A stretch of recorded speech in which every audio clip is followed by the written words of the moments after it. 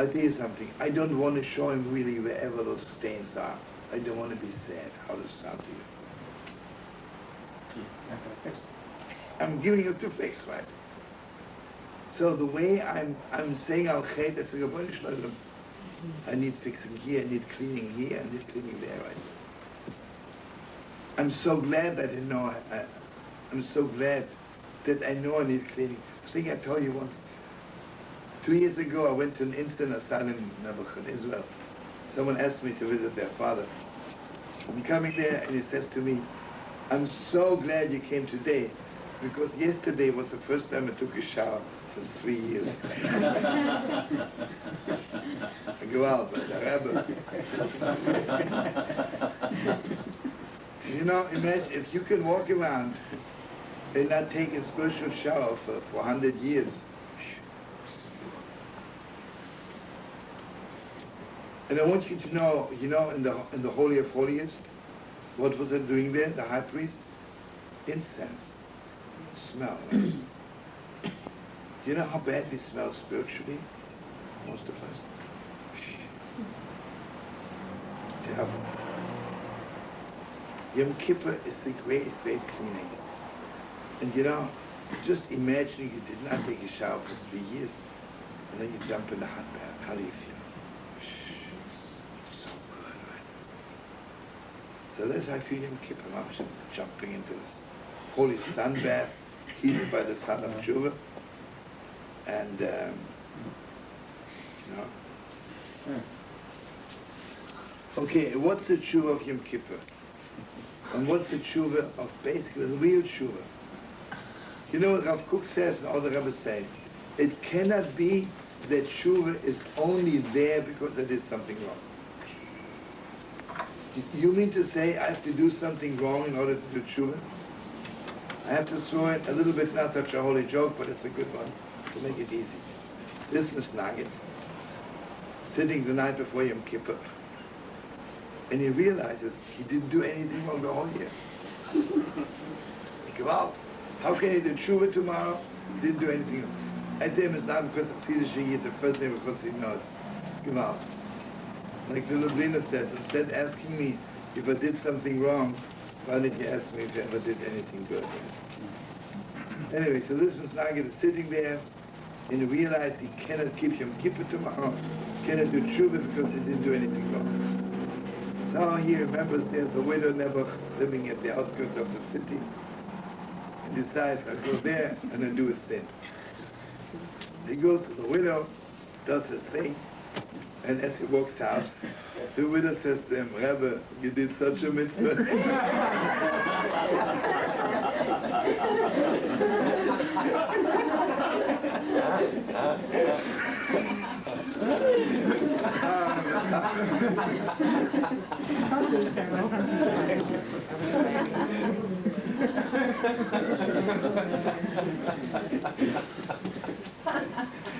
I mean, don't quote me, don't tell me you have to do it because I do it.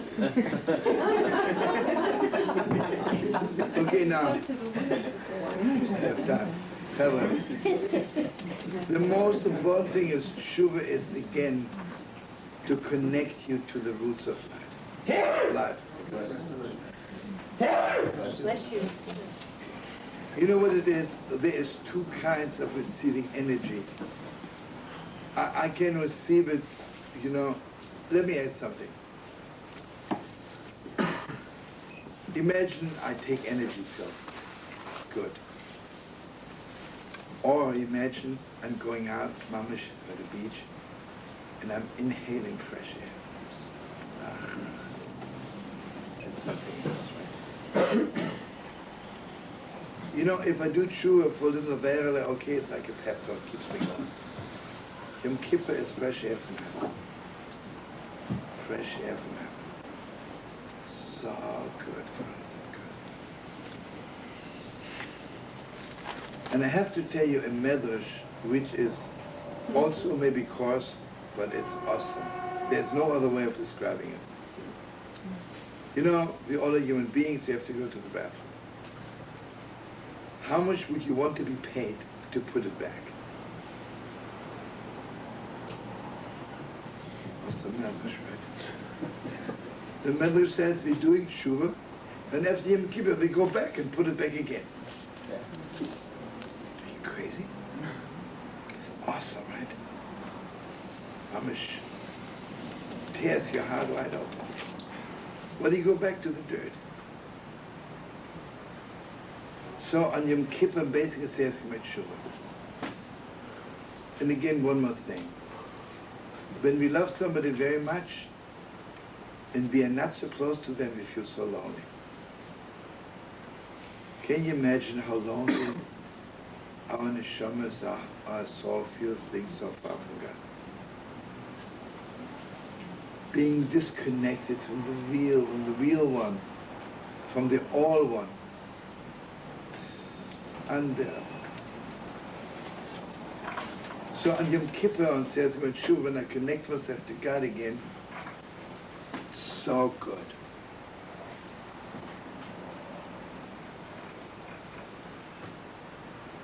But this is the individual. And let's learn a few more minutes. But then it's the tshuva of the whole world. And again, you'll ask me, I am one. How can I do tshuva for the world? This is a specialty. You can. It doesn't mean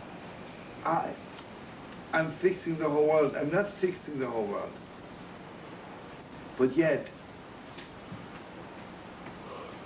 you know, if you would have spiritual eyes, we would see that I'm changing the world. Maybe the first, before I did tshuva for the world, that tshuva was in utter darkness. Now it's only maybe ben hashmoshes, you know. What do I know? I read it now inside. This is the third parak. And just forget about the English just even. It says there's a general tshuva for the world, which is the elevation of the whole world and its fixing, and then the personal tshuva, which touches my own person from everyone. To the deepest, most finest, most awesomely sensitive parts which need tshuva. And only like by real prophecy, you know, mamash, exactly what it is, where it is, and how to fix it. He says, let me tell you, it's all one. Because all those fixings, you know, civilization, you know, take the word civilization. That's the biggest fake in the world.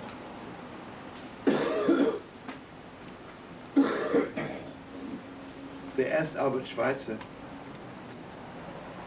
how does Western civilization look to you? He says, it's not a civilization, it's a culture.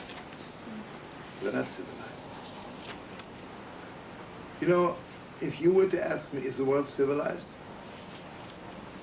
The world as a whole is completely barbaric. Individuals are maybe civilized. You know what the word civilization means? I eat with a fork. And if someone doesn't eat with a fork, he's called uncivilized. Who told you that? A woman who goes 3 times a week to the beauty parlor is called a civilized woman. And a jungle woman who never seen a beauty parlor and has the same color hair is called uncivilized. How do you know? According to the Torah, she might be 2,000 times more civilized. Civilized is inside stuff. And he says, mamish, whatever the individual needs and whatever the world needs to change the order of things.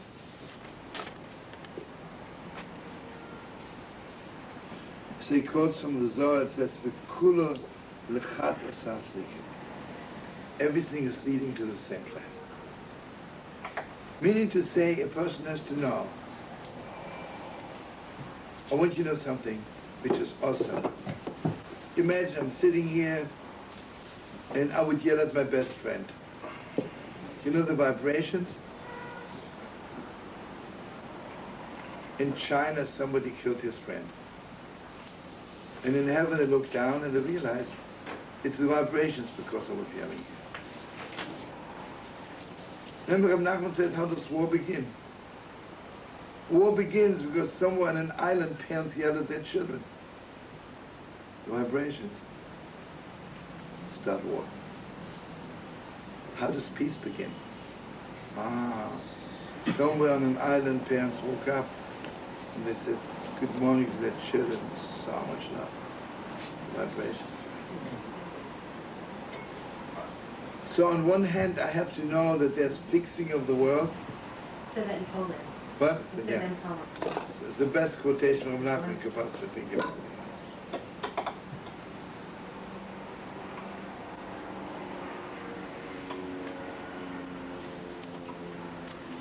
You know, a person has to have in front of him the nature of the world in his own nature.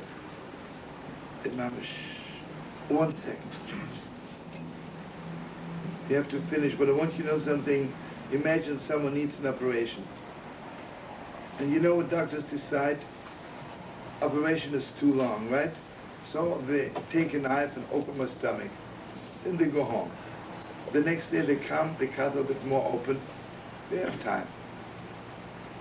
In the meantime, the person will die. What's an operation? You cut open, you fix it, and you close it right away. You see, I cannot do tshuva slowly. Cut here, cut there, and leave it open. Basically, it has to be one moment. And then mamish, make a little operation, and close up, and don't cut anymore. So basically, you know, everybody's asking, why is the last prayer called Ne'ilah, closing? Because on Tisha B'Av, on Yom Kippur, all those operations, right? I open my stomach, I open my brains, I open my heart. But you got to put it together again, right? So when the Ne'ilah is putting the stitches, I'm just putting everything together. And then on Sukkot, I want you to know, the 4 walls of the Sukkah are the deepest medication of the world. And anybody knows Hebrew, it says, Ani mochatzti, I made borders, vani erpon, I will cure. The astronomer says, Ani mochatzti, when it says the mechitzas of the sukkah, the 4 walls from the sukkah, is vani erpon. That's the deepest, deepest, deepest healing in the world. I'm good Shabbos, good Shabbos. It's a healing balm. Okay, the truth is we didn't bench yet, so... Okay, what do you say? Let's bench. Geshiram Alol V'Shov Adonai Et Shivas Yadayim Yochorem Hashem Alei V'Shov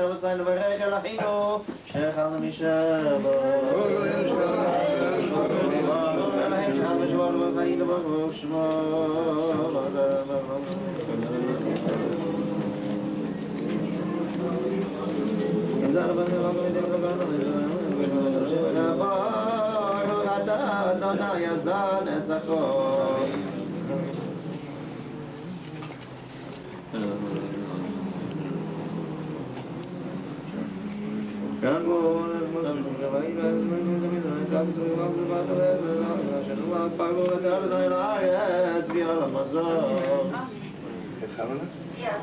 You still there? Yeah. How you feel? Feeling right, you can still be there on the guard. Yeah, 100%, yeah. Shlomo, Yeah? this is what you're talking about with ובני ירושלים יקודש במי רבי ימינו, ובני ברחמם ירושלים אמן. hard process to both feel the pain and to feel the growing, but also to feel the light, to feel the joy. It's a gift from heaven, you see. In this world, you feel all pain, all joy. But Shuvah is just everything together. It's the light from heaven. It's like clay, so you know, don't even need it to be put to sleep.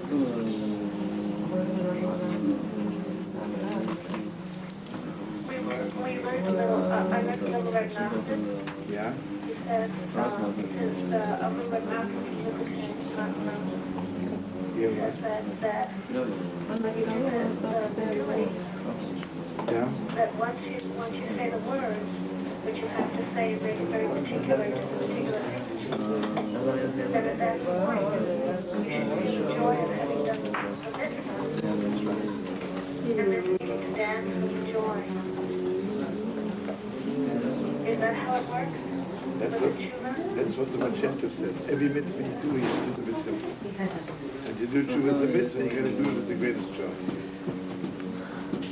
So the minute that you know you feel the pain and the fire, then you should know that you're also feeling the joy? Yeah?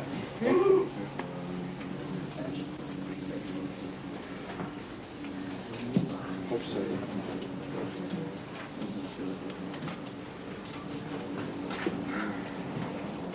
Are you tuning in tomorrow night again? Yeah.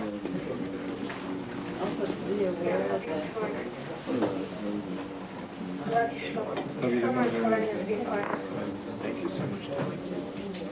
Yeah, see you tomorrow night. See you tonight. Love you. I love you too, Shlomo. Good night. Night. Get some turn it over. Good night. Good job, dude. Okay, Sammy, say Kaddish Bed und Gebot.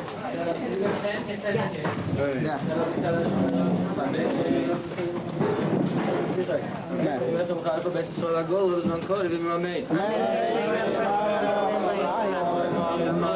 wie stark ist für so ein Nass, ist da ist läuft was mir kurz über ich.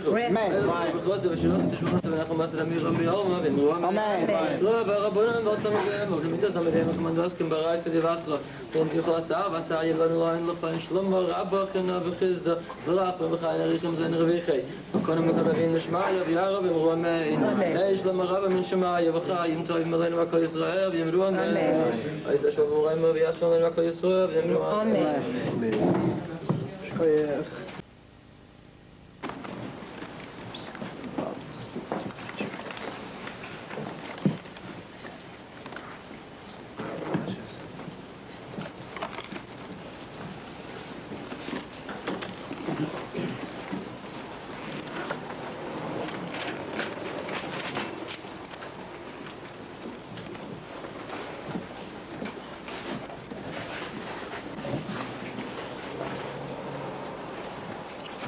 Okay, wir in Perik Dalet.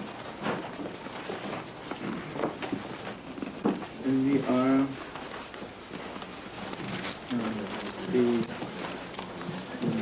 Set up there.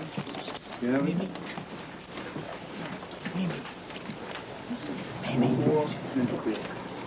Right on there. No. Mimi.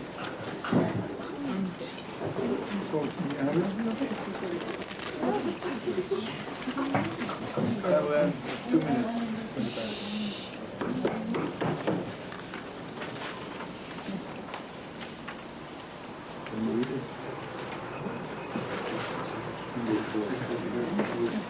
The nature of the world and every particular creation, human history and each particular person and his deeds must be viewed in one perception, as one content composed of various aspects. Then shall the light of knowledge hasten, The light which brings unto repentance. Dalit.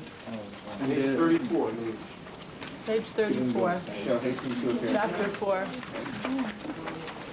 In actuality, the ascent to spiritual yearning for general salvation is impossible without deep inner repentance from all sin and iniquity. In truth, an individual who repents in this manner brings about forgiveness both for himself and the entire world. Here. Similarly, many can ascend to the ideal character concealed in the soul of the nation by means of individual repentance. This person returning with the purpose of enabling the pure emanation of the yearning toward the nation's grandeur.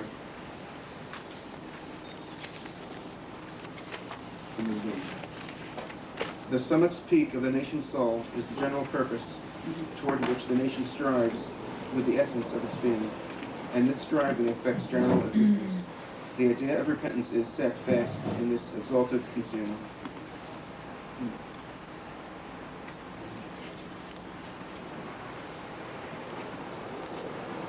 Okay.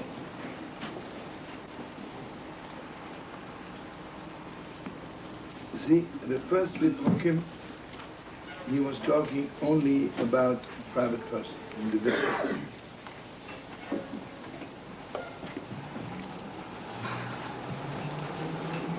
You know what it is? We are talking now like, this is so deep, you know.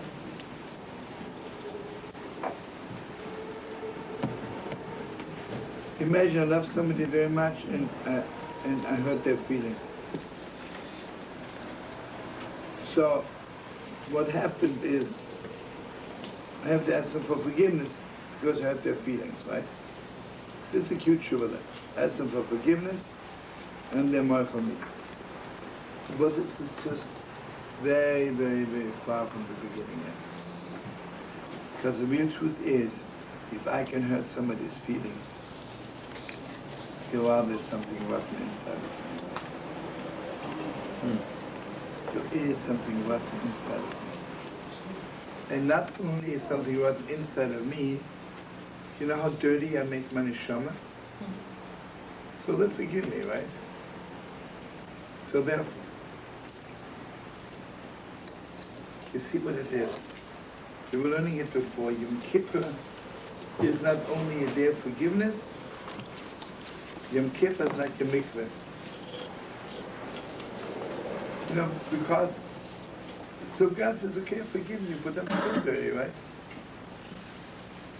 You know, imagine I'm full of mud and smelling garbage, and I walk into somebody's house. And I say, please forgive me that I'm coming like this to your house. I say, I forgive you. So good, but I'm still smelling bad, right? So you see, Yom Kippur is that God washes me. Not only God forgives me. Amish, God puts me in the mikveh, and I smell good again. But then there's something more deeper. You know something? If I don't live like a mensch, or take the world as a whole, the way the world treats each other, right? The whole world is broken. You see, I will say to you, I will get all the poor homeless together and say, please forgive me that I let you live on the street, right? So they say, we forgive you. But I'm still off.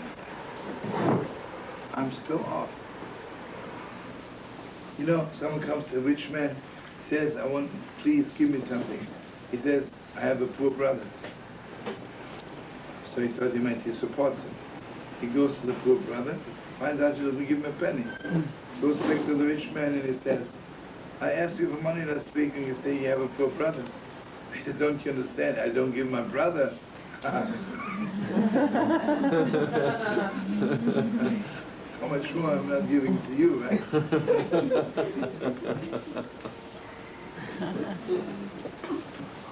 So here, let's say it again. First of all, he has to know that everything, you see, nobody is saying this like a cook. Tshuva, if you remember learning it, Tshuva is beyond the world. Tshuva, the light of Tshuva is beyond the world. And it's heavenly. You know, even the world knows that to forgive is mamish heavenly. The more disconnected a person is from heaven, the less they have the power to forgive, right? What do you say about it? And the more disconnected a person is from heaven, the less he can forgive, right? I mean, you see the person, he asks for forgiveness, yeah, forgive you, and then 20 years later he'll still remember, yeah, you remember 20 years ago, you did me wrong, you did this, you did this. The more cautious a person is, the further they're away from forgiveness. Obviously. You see, it takes so long to get to Yom Kippur. 4 months of Elul or Shona, as here to make Tshuva, till we reach that we can fathom that we have vessels for the light of God's forgiveness. See, forgiveness is not just a cute thing. The board of directors in heaven gets together and they say, yes, there's a letter here from the Jewish community. God, please forgive us. God is very touched. And he says, okay, let's forgive him. So send the fax down to the Jewish community. Everything is forgiven. Forgiveness is a great life. Forgiveness means that the light comes from heaven. And the light comes from heaven. And God forgives us. It's deep. But what Rav Kook adds to it, that the whole world is broken. The whole world is broken. And you see what it is? The question is, if I did you wrong, can you forgive me? Or what's about what I did wrong to myself? When I do something wrong, it's a vow of worship. And just remember, first of all, I make myself dirty, and then I do something else. I'm mamish, I'm broken into 2 million pieces. Because that's it, my spine, right?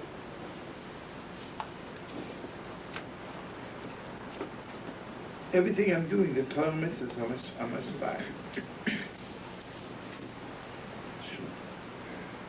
So here I'm reading again. See, a person can sit before God and say, you know, I'm sorry I ate last year hamburger. That's okay, forget it. Then I say, Monsieur God, Mr. God, or in German, Herr Gott. And then I say, you know what this last year, I remember one Shabbos, I made myself coffee, turned on the light, and I cooked. I remember it, but I forget. I'm counting all my sins. What happens to me after? Because everything I did wrong broke something inside. Well, you know something, I had a gewalt. You know, you learn so much from people. I remember it was many years ago, I had the privilege to marry off a couple.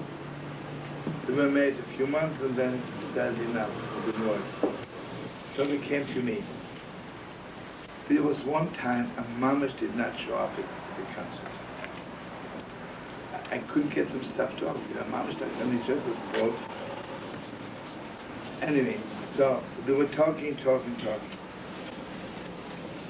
Then she told me the story. Then it was already a little bit shaky. Well, she wants to fix it. Then one morning she asked him a favor, a little favor. And he made a whole long excuse, he has to be in business. She said, I want you to know something. When he says, I'm not going to do it for you, something broke inside. He said, I'm not angry with him. It's just my connection with God. See how Cook says? God forgives you, yeah, but you broke something. And you know what it is? We are living in a world which is so broken because the world does so much wrong. The world does so much wrong, and the bowels is the world broken. So he says, I cannot disconnect, say, I do tshuva for the hamburger and I do tshuva for this, unless you're fixing the whole world, you're still broken. First, the air, I mean everything in the world says, you know, he says, Mamish Viskira Akas, this is only God can do this. God's sitting up there and you're looking at the whole world in one split second. So you see the way he translates, tshuva is beyond the world. Because in order to do tshuva, I have to be like God. I'm sitting up there and I'm seeing the whole world. This one eyesight, one look of my eyes. I see the whole world. I see everything which is wrong. And I see everything which needs fixing. But this is also not enough. This is not enough. You know, when I'm born, I really want to be the best, right? I want to be the sweetest, the best. I begin doing wrong. You know what happened to me slowly? My wanting to be the best.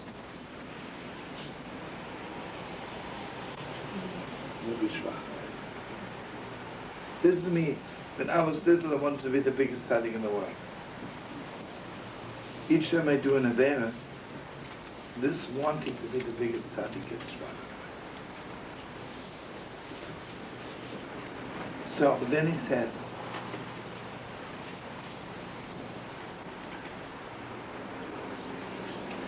can you imagine how much all of Israel wants to be? All of Israel wants to be something good. And each time we do something wrong, we mamish disconnect ourselves from that awesome, holiest, deepest wanting of all of Israel.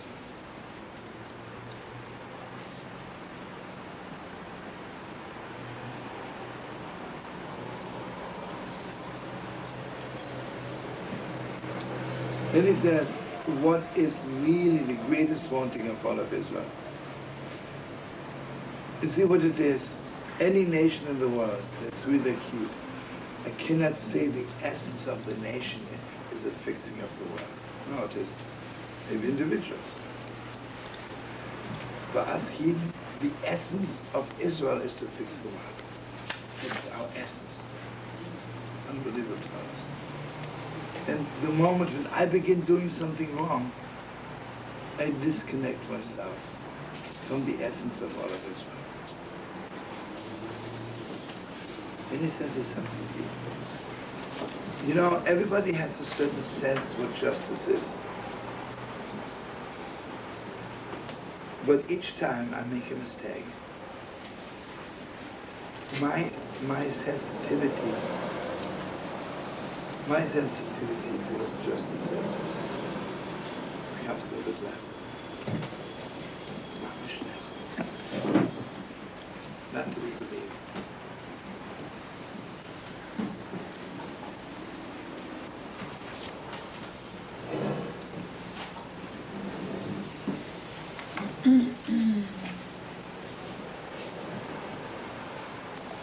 So he says, therefore my first, this is gewaltig. You know, what's a warm of Bina? What's the essence of Yiddishkeit, right? Mamish believing in God and Mamish being good to people. Simple as this. You know what he says? If I walk on the street and I see a poor man dying and I'm giving him anything, you know what's happening to me? I disconnect myself from the essence of being Jewish. and disconnect myself.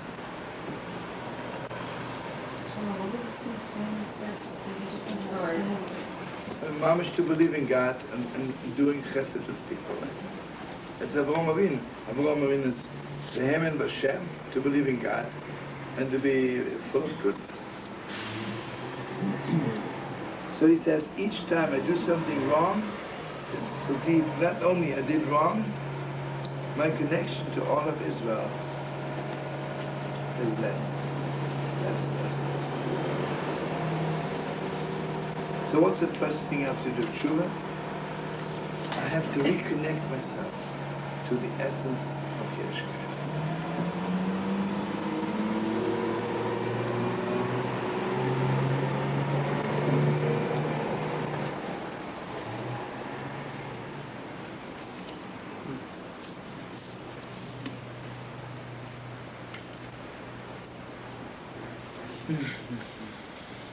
Okay, there's one more very important thing. Chavi, give me some energy,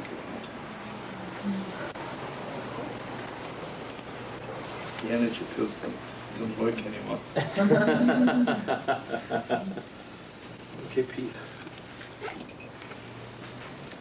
This, I want you to know something. What is one of the strongest needs of a human being? I need a little bit honor. I need honor. And you know something? If I would ask you, what's the strongest need? You would say food, right? Or air. You're wrong. You know what the person will say? I don't mind starving to death, but I don't want people to abuse me, treat me like a garbage bag. Imagine this person has choice.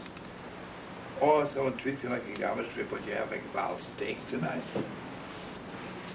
Or you have nothing to eat, but now they treat you like a human being. What are you going to say? I don't mind not eating, but I want to be treated like a human being. That means this longing, deepest longing. But then there's two kinds of COVID. There are some people who are mamish. They want to be treated with COVID, which is normal. Then there's something deeper. Mamish, I want to make God's COVID bigger. God's COVID. And you see what it is? Again, you know, it's so deep. I don't know if some of you were there, Sam and I were there when there was a conference on homeless people. See what it is. The Gemara says if a person has no home, he has no cause. He has no cause. Why are we Jewish people so persecuted and abused? Because for 2,000 years we had no home, right? And a person who is homeless does not demand any cause.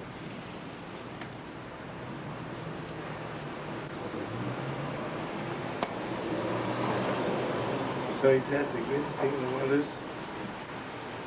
before everything, I have to do tshuva in order to restore God's honor in the world.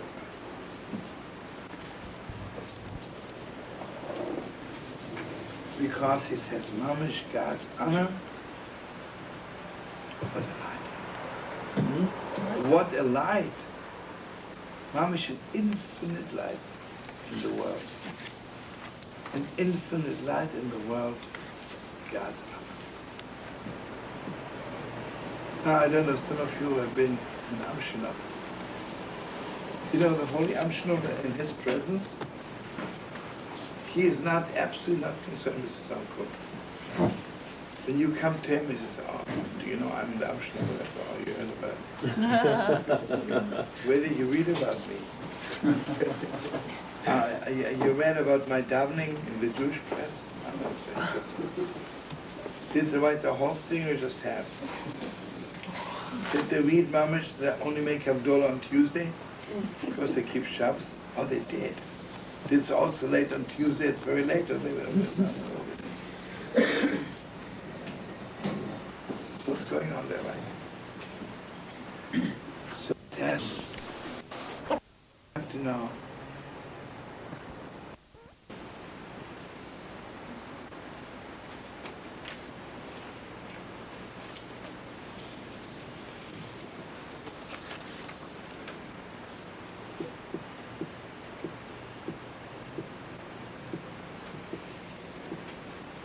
This is crazy.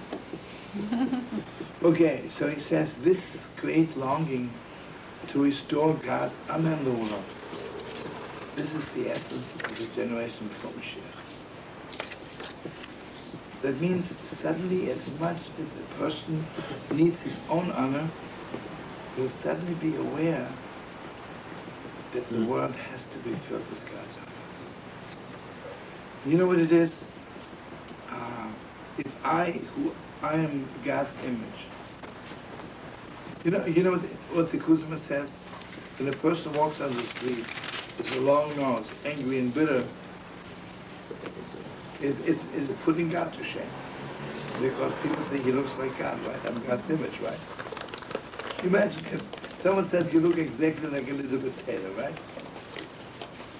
And then walks around dirty, filthy, banana peels hang down here. Then I saw this cartoon. Person comes to Charlotte. He has a poached egg on his head. And banana peels hanging down his ears. Onions in his nose. Very handsome. Unbelievable. He walks into Charlotte and he says, I came to talk to you about my brother.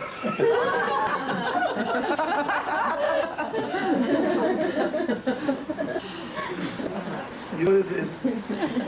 And this is Mamish Mamish.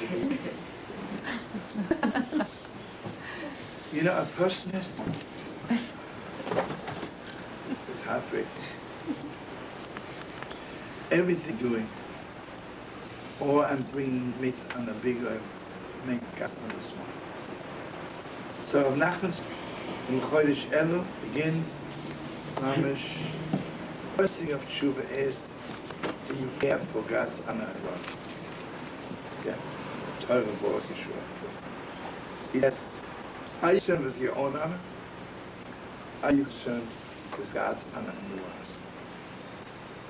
You see, all you're thinking about, remember tonight I walked in with your friends, I was really disturbed, I walked in. Bob was there to tell me, right, and I was very hurt.